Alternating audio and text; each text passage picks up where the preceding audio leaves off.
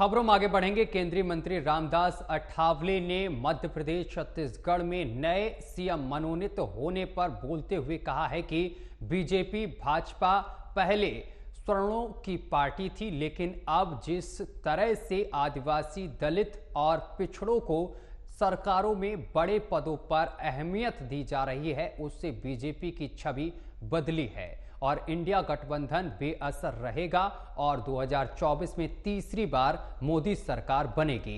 इन सभी मुद्दों पर हमारे संवाददाता नागेंद्र भाटी ने केंद्रीय मंत्री रामदास अठावले से खास बातचीत की है।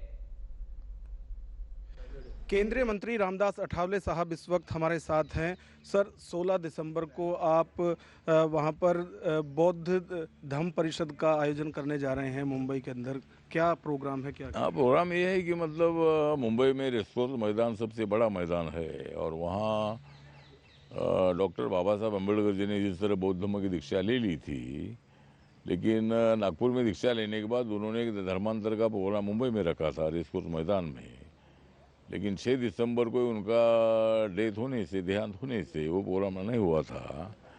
तो उस डेट को ध्यान में रखते हुए हमने एक बाबा साहब अम्बेडकर बौद्ध धम्म दीक्षा समारोह समिति बनाई है और उनके मैं उसका जो चेयरमैन हूँ, अध्यक्ष हूँ, और वो एक प्रोग्राम हमने 16 दिसंबर को रेसकोर्स मैदान में रखा है।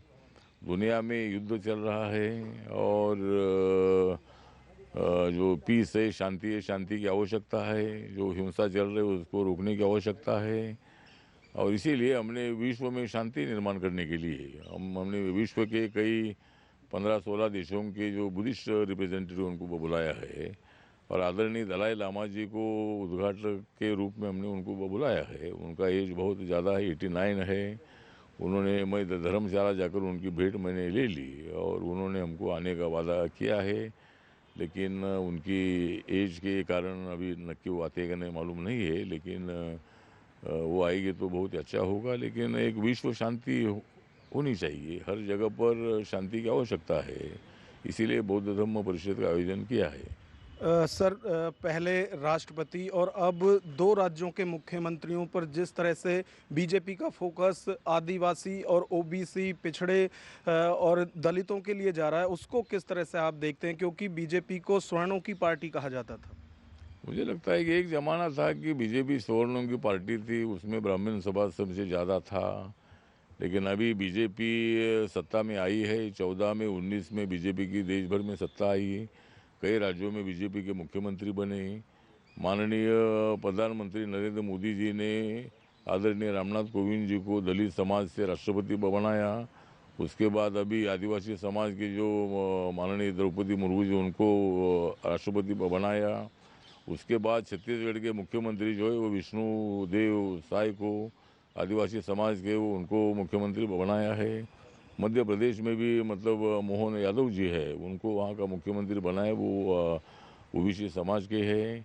और इसी तरह मतलब सभी समाज को न्याय देने की भूमिका माननीय नरेंद्र मोदी जी की है और इसीलिए मुझे लगता है कि दलित हो, ओबीसी हो, आदिवासी हो और जनरल कैटेगरी के लोग हो, जिस तरह राजस्थान का मुख्यमंत्री माननीय शर्मा जी को बनाया है, तो सभी वर्गों को न्याय देने की भूमिका माननीय नरेंद्र मोदी जी की है और इसीलिए 2024 में हमको बिल्कुल चिंता नहीं है। हम कम से कम 350 से ज़्यादा सीट जीतेंगे और एनडीए सत्ता में आएगी। सर, इंडिया गठबंधन बनकर आया है, उसको क्या उससे कुछ फर्क पड़ेगा? इंडिया गठबंधन हुआ है तो गठबंधन हमेशा अपोजिशन का हमेशा होते रहता है, लेकिन इस वक्त उन्होंने थोड़ा सा जोर मारा है, लेकिन उससे कोई फर्क नहीं पड़ेगा। जितना वो ज़्यादा मोदी जी के खिलाफ बोलते रहेंगे, सरकार के खिलाफ बोलते रहेंगे, उतना जनता का सपोर्ट ज़्यादा हमको मिलता रहेगा, मोदी जी को मिलता रहेगा। इसीलिए इंडिया के नाम से जो गठबंधन बना है उसका कोई नुकसान हमको बिल्कुल नहीं है। वो जनता के पास जाए, जनता के सामने जाए, जनता जिसको सत्ता में बिठाएगी वही सत्ता में बैठते हैं, तो इसीलिए हमें कोई चिंता नहीं है।